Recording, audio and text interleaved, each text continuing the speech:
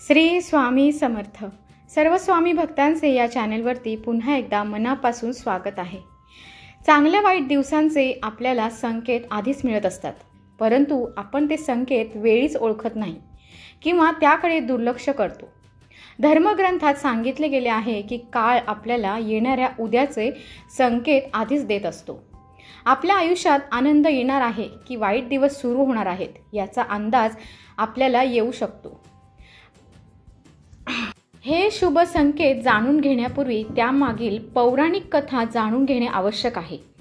तर काय आहे पौराणिक कथा बघूयात। शास्त्रानुसार एकदा नारद मुनी भगवान श्रीकृष्णाला भेटायला गेले। नारदजी म्हणाले, हे भगवान, स्वतःच्या आयुष्यात चांगली वेळ येणार आहे हे माणसाला कसे कळणार? तेव्हा श्रीकृष्ण म्हणतात की हे नारद, जेव्हा एखाद्या व्यक्तीसाठी चांगली वेळ येते तेव्हा मी काही शुभ संकेत दर्शवतो। काहींना ते समजतात आणि काहींना ते संकेत ओळखता येत नाहीत। जाणून घेऊयात ते संकेत कसे ओळखावे जे आपल्याला चांगल्या काळाचे सूचक आहेत। चांगल्या वेळेचे शुभ संकेत बघूयात। घराबाहेर पांढऱ्या किंवा पिवळ्या रंगाची गाय आली तर तो खूप शुभ संकेत मानला जातो।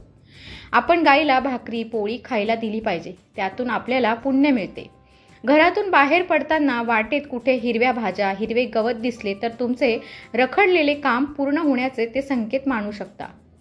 जर घरामध्ये पक्षी येऊन किलबिलाट करत असतील आणि घरात घरटं करून राहू लागले असतील तर त्याचा अर्थ आहे की शुभ वार्ता मिळण्याचे हे संकेत आहे। घराबाहेर पडताना जर एखाद्या पुरुष किंवा स्त्रीच्या हातात पाण्याने भरलेले भांडे दिसले तर ते आपल्यासाठी शुभ मानले जाते।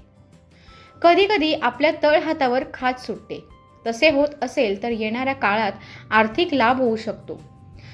झोपेत असताना स्वप्नात माता लक्ष्मीजींचे दर्शन झाले तर समजून घ्या की तुम्हाला आर्थिक लाभ होणार आहे। अचानक मंदिरात पूजा किंवा आरती ऐकू आली तरी ते शुभ लक्षण आहे। त्याचप्रमाणे घरात पांढरे कबूतर दिसणे हे देखील येणाऱ्या चांगल्या काळाचे शुभ संकेत आहे। तर हे होते शुभ संकेत। व्हिडिओ कसा वाटला नक्की कळवा आणि सर्व स्वामी भक्तांनी कमेंटमध्ये श्री स्वामी समर्थ लिहायला विसरू नका। श्री स्वामी समर्थ।